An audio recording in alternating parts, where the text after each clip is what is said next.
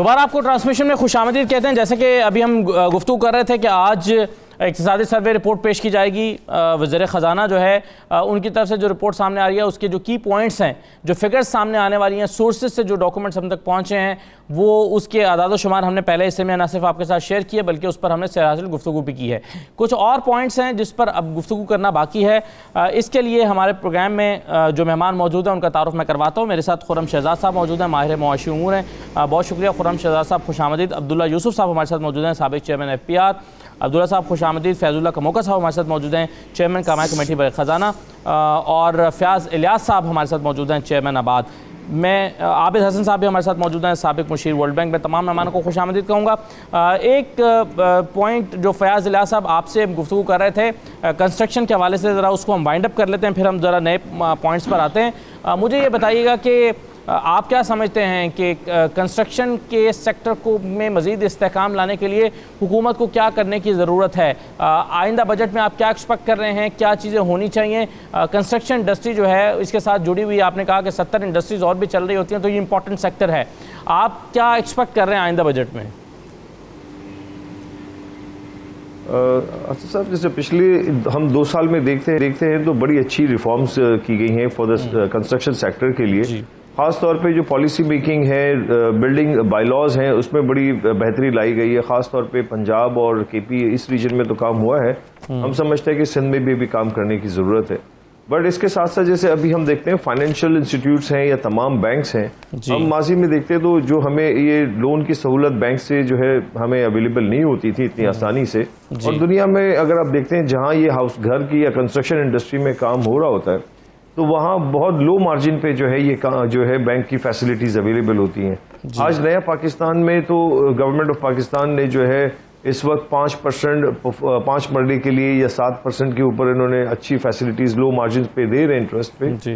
But हम समझते हैं कि जो ऑनगोइंग अदर कंस्ट्रक्शन जो है उसमें इस जो है इंटरेस्ट रेट को मजीद कम करने की जरूरत है और इसको तकरीबन 3 से 4% पे लेके आए ये इंटरेस्ट रेट को, ताकि इस सेक्टर में मजीद और ग्रोथ आप देखेंगे नजर आएगी। अभी देखें इस वक्त जो मौजूदा सूरत हाल है, इसमें जो काम हो रहा है, आप स्टील सेक्टर की जो है इस वक्त तकरीबन 54% ग्रोथ आई है पिछले दिनों में। सीमेंट सेक्टर की ग्रोथ आई है, लेकिन इनके रेट्स भी, प्राइसेस भी बढ़ते जा रहे हैं इंपोर्ट के, रॉ मटेरियल इंपोर्ट करने की वजह से।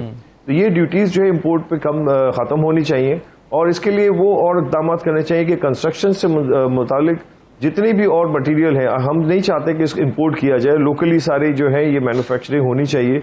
लेकिन इसके लिए जरूरत है कि लोकल मैन्युफैक्चरर्स भी जो है ये प्राइस कंट्रोल होनी चाहिए ताकि लो कॉस्ट हाउसिंग पे भी काम हो सके और लोगों को एक सस्ती रिहाइश फराम की जा सके। ठीक है, चलें, बिल्कुल सही है, बहुत शुक्रिया फ़याज़ इलियास साहब, आपने प्रोग्राम में शिरकत की हमारे। अब अब्दुल्ला यूसुफ साहब के पास आता हूँ। सबसे पहले ज़रा बात करते हैं अब्दुल्ला यूसुफ साहब, चूँकि FPR के चेयरमैन रहे हैं, टैक्सेस के हवाले से आपकी खास एक्सपर्टीज़ हैं। तो अब्दुल्ला यूसुफ साहब, मुझे ये बताइए कि जो अगले साल में हम 1200-1300 अरब रुपये का इजाफी अपना हदफ तय कर रहे हैं टैक्स कलेक्शन का, यानी इस मरतबा हमको 4400-4500 के करीब कर पा रहे हैं, अगली मरतबा हम 5820 करना चाहते हैं, जो कि तकरीबन 1200-1300 अरब रुपए ज़्यादा है। आपके ख्याल में ये बेस वाइडनिंग के बगैर मुमकिन हो पाएगा इतना हमें टैक्स कलेक्ट करना, या और फिर जो पहले से मौजूद जो टैक्स दहिंदगान है उस पर इजाफी बोझ डाल के ये फिगर हासिल की जा सकती है? देखें, शुक्रिया। बात यह है कि मैं पहली क्लियर बात यह है हमारे नेशनल पॉइंट ऑफ व्यू से कि हमें हर हालत में रेवेन्यूज़ में इजाफा लाना है। इसलिए कि जिस तरह से हमारा फिस्कल डेफिसिट चल रहा है, you can't afford to keep on increasing your debt, जिसकी फिर आगे आपने सर्विसिंग कैसे करनी है, रीपेमेंट्स कैसे करनी है। तो उसके लिए अब मेन पॉइंट जो है ना, इन माय व्यू, वो है आपकी टैक्स पेयर बेस। अब टैक्स पेयर बेस जो हमारी इस वक्त है उसमें अभी बहुत बड़ा गैप है, there is a big tax gap. अब वो बात, उसकी बुनियादी प्रॉब्लम जो है हमारी, वो है unfortunately cash economy, non documented economy, जिसकी वजह से just people are able to evade and avoid the taxes. इस चीज़ को ओवरकम कैसे करना है, दैट इज़ द क्वेश्चन। और इन माय व्यू अगेन, जो कि दुनिया में tried and tested as a role model, you have to go for systematization through automation. जिसमें कि आपका सोल आइडेंटिफायर जो है ना, CNIC नंबर, उसका जितनी भी थर्ड पार्टी सोर्सेज हैं, इकोनॉमिक एक्टिविटीज़ की सोर्सेज हैं, वहाँ से आपको इंफॉर्मेशन लेनी होगी और based on that information then you are going to actually, when you are going to confront that potential taxpayer, how can he actually deny that? तो हमें हर हालत में टैक्स पेयर बेस में इजाफा लाना है और जो हमारा एग्जिस्टिंग टैक्स पेयर है हम उसके ऊपर इस तरह से बोझ नहीं डालना करना शुरू कर सकते. We have to facilitate the existing tax payer and try and actually bring in on board that potential tax payer, जिसकी वजह से आपकी टैक्स बेस में सब्सटेंशियल इजाफा आना चाहिए और उसके वजह से आपकी रेवेन्यू में भी इजाफा आना चाहिए, ताकि आप अपना जो फिस्कल डेफिसिट का इशू है उसको मैनेज कर सको इन द नेशनल इंटरेस्ट. जी बिल्कुल सही है. अच्छा आबिद हसन साहब, सर कहा जाता है कि ये तो खैर हमेशा से कहा जाता है कि हमारा जो बजट है वो IMF बनाती है, लेकिन इस मरतबा और खैर माजी में भी कई मरतबा ऐसा हुआ है कि बहुत सारी शराइत IMF की ऐसी होती हैं जिसको जहन में रखते हुए बजट बनाना पड़ता है. मिसाल के तौर पर अगर हम टैक्स कलेक्शन ही की बात कर लें तो ये IMF की शर्त है कि वो, बल्कि वो तो इससे भी चाह रहे थे 100 अरब रुपये ज़्यादा हम टारगेट सेट करें. पिछली मरतबा भी टारगेट उनकी तरफ से दिया गया था. फिर वो चाहते हैं कि बिजली की कीमतों में और इजाफा किया जाए और 88 अरब रुपये अगले 2 साल में 6 मरलों में वसूल किए जाएं, जो कि हुकूमत करना नहीं चाहती.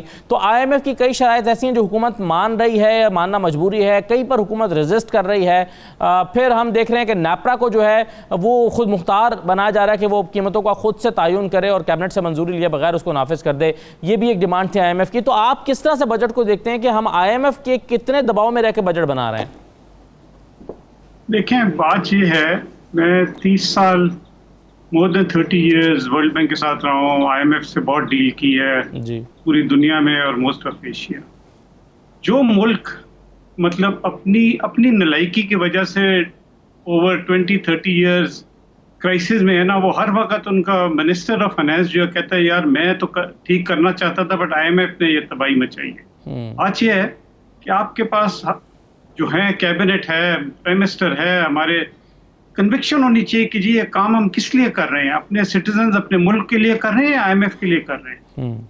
IMF की बला से आप बिजली मुफ्त दे दें, आप ये किसी अभी एक साहब ने कहा जी इंटरेस्ट रेट 3% पे कंस्ट्रक्शन, आप 0% लिए इंटरेस्ट.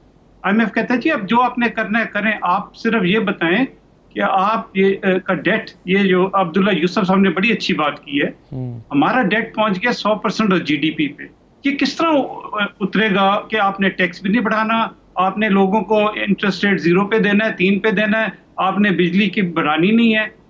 तो मेरा मतलब है कि शायद 7% जो किया गया शरह सूद वो भी शायद ज्यादा कम कर दी गई है. कुछ लोगों की ये भी राय है कि ये 7% भी नहीं होनी चाहिए. मेरा मतलब है कि ये पैसे कहाँ से आएंगे? ऊपर से आपने एक रोशन फजूल जैसा रोशन डिजिटल अकाउंट, मतलब माइंडलेस एक इशू कर दिया 7% डॉलर टर्म्स में. दुनिया में इतना डॉलर टर्म में कहीं नहीं मिलता. आपने पता नहीं क्या सोच समझ के, और ये किसी ने नहीं पूछा कि ये 7% इंटरेस्ट रेट डॉलर टर्म में कौन देगा. कमिंग बैक, देखें बात ये है, हमने अपने मुल्क को देखने के जी हमारा मुल्क इस वक्त कर्जों में डूबा हुआ है. अभी हमें एक नेशनल कंसेंसस बनाना है कि अगले 10 साल में हम ये कर्जे किस तरह कम करेंगे. कोई नहीं कहता कि जी 1 साल में करें, 2 साल में करें, 5 साल में भी अगर हमें कर्जे 100% से अगर 60% लें जो हमारा लॉ है.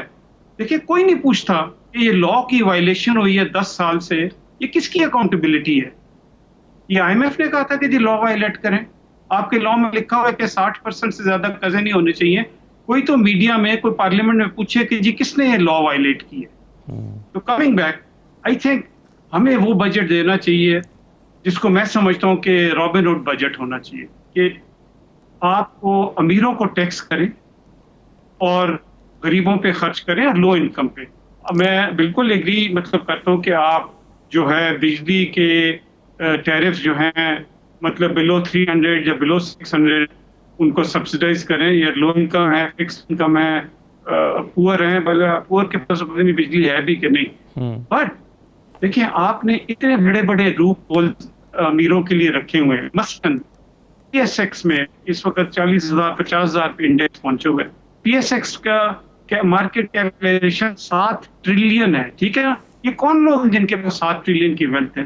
20 से 30,000 40,000, ये कोई वो बेनजीर इनकम सपोर्ट वाले 20 मिलियन लोग तो नहीं है। आप वेल्थ टैक्स लगाएं इन पे कि जी 110% में क्या होगा, ये टैक्स नीचे आएगा। मगर ये जो अमीर लोग हैं दे विल हैव टू, जिसको कहते हैं फोर्स टू पे सम टैक्स टू गवर्नमेंट। उनकी मतलब बजाय ये कि वो 10 करोड़ की गाड़ी लें फिर वो 5 करोड़ की गाड़ी पे आ जाएंगे, फाइन। दूसरा आप देखें कि प्रॉपर्टी टैक्स है, मतलब मैं तो कोई पूछते नहीं है कि नवाज शरीफ साहब का, साहब का, PML अपना इमरान खान का, ये सारे रूरल एरिया में इनके 10 मिलियन डॉलर के घर हैं, टैक्स बहुत कम है। इसलिए क्यों कि जी रूरल एरिया है, प्रॉपर्टी पे जो जिसका घर 10 करोड़ से ज्यादा है आप उस पर टैक्स करें, वेल्थ टैक्स लगाएं और कहें कि जी ये हमने कर्जा कम करने के लिए मे बी उसको डेडिकेटेड कर दें सारा wealth tax to lowering the debt. मेरा मतलब है कि ये जो है ना ये बैंडेड टाइप होता है कि जी दूसरा है कि IMF को कहें जी IMF से बड़ा हमारे पे ज्यादती कर रहा है। नहीं, अपनी कन्विक्शन होनी चाहिए कि आप किस लिए कर रहे हैं। बिल्कुल ठीक, बिल्कुल सही आप कह रहे हैं कि खुद आप डिसाइड करें कि क्या करना है, किस लिए करना है, उसका हदफ क्या है और हम क्यों कर रहे हैं। खुर्रम शहजाद साहब, ये IMF बहुत ज़्यादा जोर देता है स्ट्रक्चरल रिफॉर्म्स पर भी, यानी एक तो जाहिर है वो आपको फिगर्स देता है कि जी आप इतना टैक्स इकट्ठा करें, इतने पैसे बिजली से इकट्ठे करें। फिर वो जैसे हम अगर एनर्जी की बात करें तो वो ट्रांसमिशन लाइन्स की बेहतरी के लिए भी उसने जोर दिया, आप अपने लाइन लॉसेस को कम करने के लिए लेकर आएँ, आप अपनी ट्रांसमिशन को बेहतर करने के लिए चीज़ें करें। तो ये रिफॉर्म्स आप देखते हैं एनर्जी सेक्टर में या कुछ और सेक्टर्स में? जी अस्सलाम वालेकुम। देखें, जहाँ तक IMF का ताल्लुक़ है तो IMF आपको बेसिकली लाइक अ बैंक, वो आपसे ये कहता है कि जी आप अपने खर्चों को कम करें, टैक्सेस को बढ़ाएं और सब्सिडीज़ को कम करें, टैरिफ्स को इंक्रीज़ करें, अपनी एक्सचेंज जो है वो मार्केट ड्रिवन करें, बल्कि इंटरेस्ट रेट्स को इतना बढ़ाएं कि डिमांड आपकी जो है ना इस हिसाब से हो कि आपकी इंपोर्ट्स बहुत ज़्यादा पड़े। तो वो इस तरह की बातें करते हैं ज़्यादातर, और हमें ये देखना होगा कि हम ये एंड रिजल्ट्स हैं बेसिकली।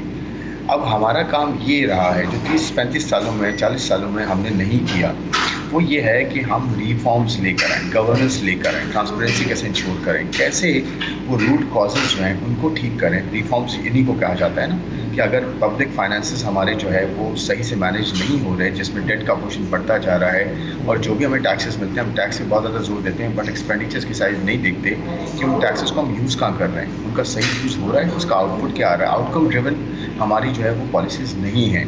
तो इसकी वजह से हम यही होता है कि हर 5 साल के बाद पहले 2 साल में जो है वो मंदी होती है, कोई ख़ास जो है नंबर्स नहीं आते, बल्कि इकॉनमी एक डाउन ट्रेंड की तरफ जाती है, और बाकी के 3 साल जो होते हैं उसमें हम एक ग्रोथ देखते हैं। तो ये हमारा साइकिल पिछले 30-35-40 सालों से चलता आ रहा है। तो हमें देखने की ज़रूरत ये है कि 3 बड़े एरियाज़ हैं जिन पर हमें रिफॉर्म्स की ज़रूरत है, जो सिर्फ बजट के थ्रू फोर्स नहीं हो सकता। बजट में उसके कुछ हिस्से लाए जा सकते हैं, बट ये ऑनगोइंग जो है वो प्रैक्टिस है, ऑनगोइंग बेसिस पे हमें जो है वो करना है। वो क्या क्या है? सबसे पहला एनर्जी है। एनर्जी किसी भी मुल्क का बैकबोन होता है। एनर्जी में T&D का जो सेक्टर है, ट्रांसमिशन डिस्ट्रीब्यूशन का, उसे हमें बहुत बड़ी ओवरहॉलिंग की ज़रूरत है, इन्वेस्टमेंट की ज़रूरत है। वहाँ से हमारे देखें जनरेशन कैपेसिटी आपको जितनी भी कहीं कर लें, जब आप उसको इस काबिल नहीं रखेंगे कि वो एक आम आदमी तक सस्ती और सही सप्लाई जो है पहुँच सके, तो उस इतनी बड़ी जनरेशन का फ़ायदा नहीं है, और वो भी हाई कॉस्ट जनरेशन। तो हमने कैसे कॉस्ट कम करनी है, कैसे पहुँचाना है काम आदमी तक और इंडस्ट्रीज तक, ये इस पर हमें काम करना है, एनर्जी रिफॉर्म्स। दूसरी चीज़ क्या है कि पब्लिक फाइनेंसेस, डेट जो है हम देते जा रहे हैं,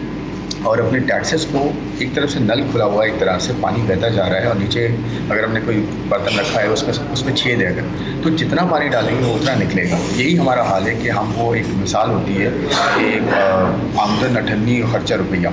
तो बेसिकली हम यही कर रहे हैं, हम बेसिक्स को ठीक नहीं करते, पब्लिक फाइनेंसेस को ठीक नहीं करते, नेचुरली हम डेट बढ़ाते जा रहे हैं। इकॉनमी पे शॉक जो है, इकॉनमी का शॉक जिसे कहते हैं कि अगर थोड़ा सा भी हमारी कमोडिटी शॉक आता है या इंटरेस्ट रेट्स चेंज होते हैं तो हमें एकदम से इकॉनमी में शॉक लगेगा। हम डेट ड्रिवन बहुत ज़्यादा हो गए। दूसरी बात यह है, तीसरा रिफॉर्म्स, टैक्स का रिफॉर्म्स है कि टैक्स को हम रिवॉर्ड ड्रिवन करें, इंसेंटिव ड्रिवन करें। आप जितना मर्जी गवर्नेंस की बात कर लें, जितना मर्जी आप कोई नए जो है वो डिजिटाइजेशन की बात कर लें, आप कहें कि नए सॉफ्टवेयर सॉफ्टवेयर ले आएँ, FBR को आप ठीक कर लें, पॉलिसी और कलेक्शन को अलग कर लें, बिल्कुल ये करें, इसमें कोई दो राय नहीं। लेकिन जब तक आप स्कैंडिनेवियन कंट्रीज़ को देख लें, आप यूरोपियन कंट्रीज़ को देख लें, वहाँ पे आप टैक्स का रिवॉर्ड देते हैं। अगर आप आवाम से 70% भी टैक्स लेंगे और उनको 70% का रिवॉर्ड देंगे, अच्छी एजुकेशन की सूरत में, हेल्थ की सूरत में, नेचुरली आपको टैक्स मिलेगा। अगर आप नहीं देंगे, आप जो मर्जी करते हैं, आपको टैक्स जो है कभी। चले, इन बातों का जवाब तो देंगे फैजुल्लाह कमौका साहब। मैं आपकी तरफ आ रहा हूँ, तारुफ कराता जाऊँ। मैं नासिर हयात मग्गू साहब ने हमें ज्वाइन किया, सदर हैं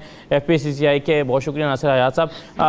फैजुल्लाह कमौका साहब, आपने भी सारे मेहमानों की गुफ्तगू सुनी है। टैक्स के हवाले से जाहिर है ज़रूरत तो है, 5800 अरब को छोड़कर आप 8000 अरब रुपये इकट्ठा करें, जिसके इमरान साहब जिक्र किया करते थे, ज़रूर करें। लेकिन सवाल ये पैदा होता है कि ये तमाम पैसे आप इनडायरेक्ट टैक्सेस से इकट्ठे करेंगे या अपने टैक्स पेयर्स के नेट को बढ़ाएंगे, इसको वाइड करेंगे, अपनी जो बेस है इसको वाइड करेंगे। क्या इस सिलसिले में कोई पॉलिसी हुकूमत के पास है? यानी आप ये तो तय करें कि 5820 अरब रुपये आपने इकट्ठे करने हैं, लेकिन कहाँ से इकट्ठे करने हैं? इनडायरेक्ट टैक्सेस से इकट्ठे करने हैं, ये बेस को कैसे बढ़ाना है? ये कोई प्लान है हुकूमत के पास?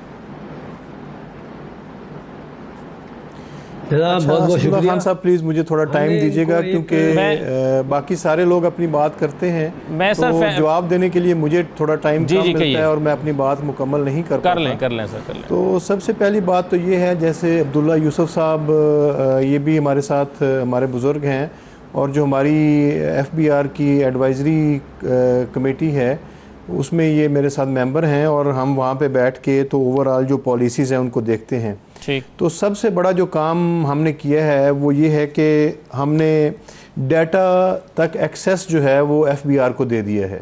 यानी FBR और नादरा के अंदर पिछले बहुत अरसे से ये चला आ रहा था कि उनका आपस में कोई कोऑर्डिनेशन नहीं हो पा रहा था डाटा एक्सेस के हवाले से।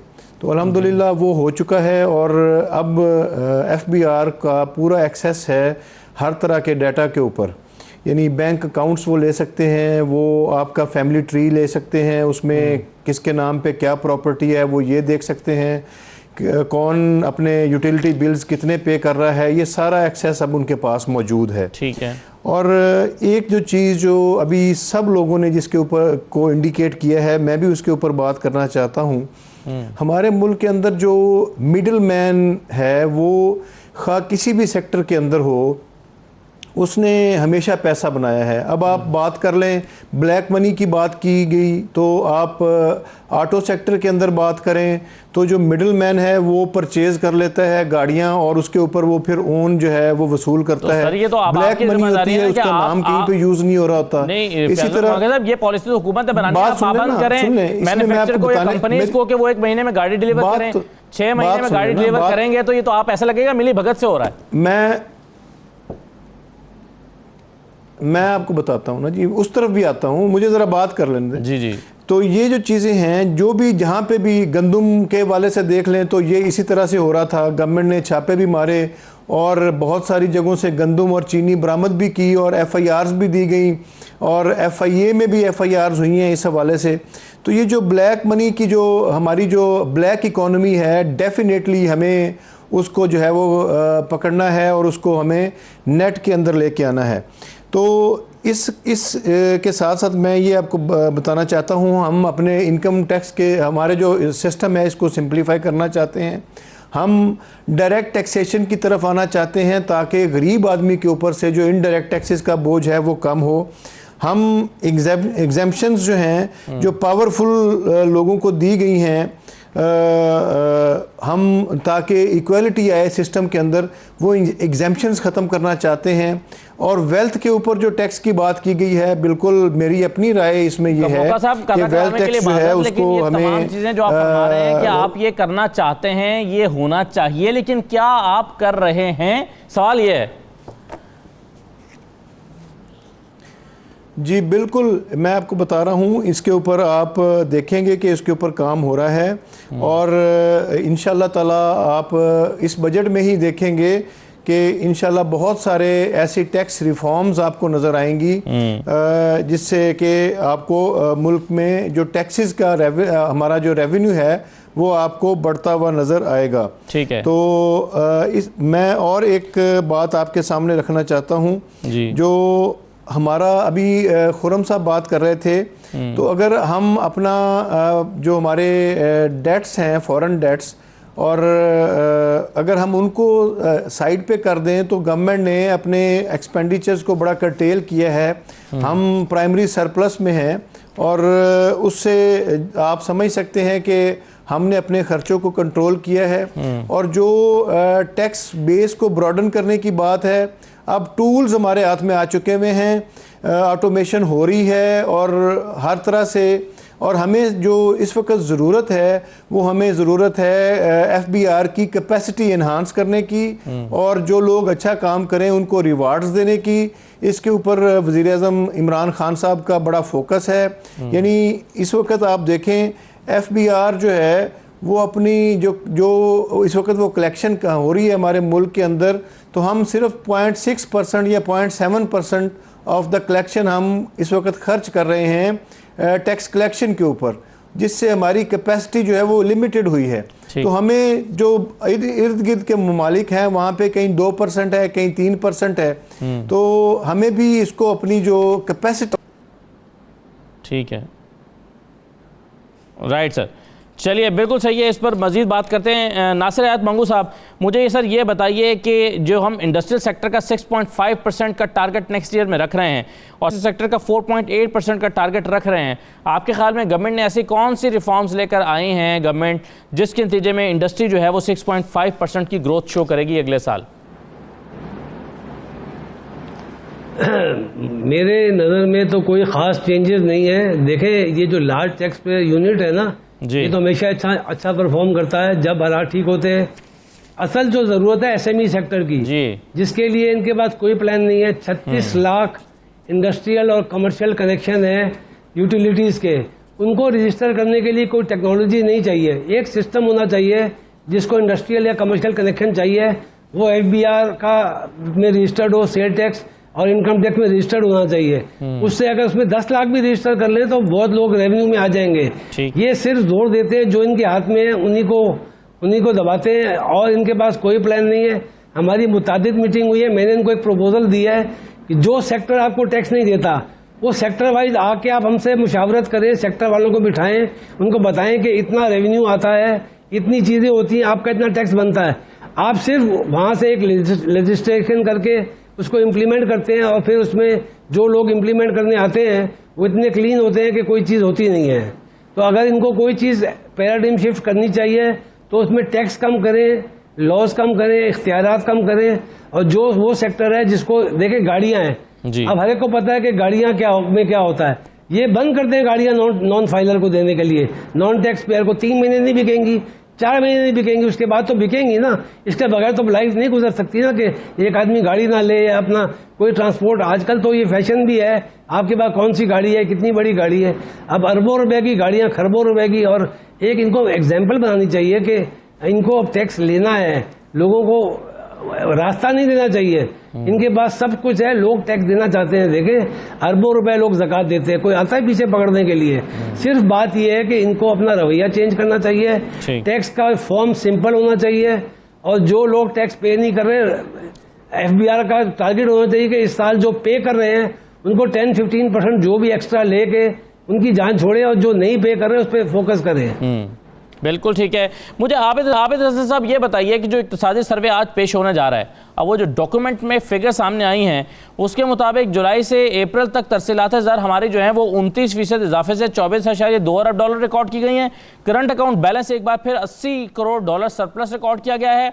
मजमूई ज़र मुबादला जो के ज़खायर हैं मई के अख्ताम तक 23 अरब 1 करोड़ डॉलर तक पहुँच गए हैं और स्टेट बैंक 15.84 अरब डॉलर, कमर्शियल बैंकों के ज़खायर जो हैं वो 7.17 अरब डॉलर तक पहुँच गए हैं। मेरा सवाल आपसे ये है कि ये जो मुस्बत आशारिया हुकूमत दिखा रही है, ये क्या लफ्ज़ों और आदत शुमार का हेर फेर है या वाकई ये पॉजिटिव चीज़ें आई हैं, और अगर आई हैं तो किन रिफॉर्म्स या गवर्नमेंट के कौन से इनिशिएटिव्स के नतीजे में आई हैं? ये सवाल आपका, इसका जवाब दीजिएगा। एक छोटे से ब्रेक में ले रहा हूँ, इसके बाद वापस आते हैं।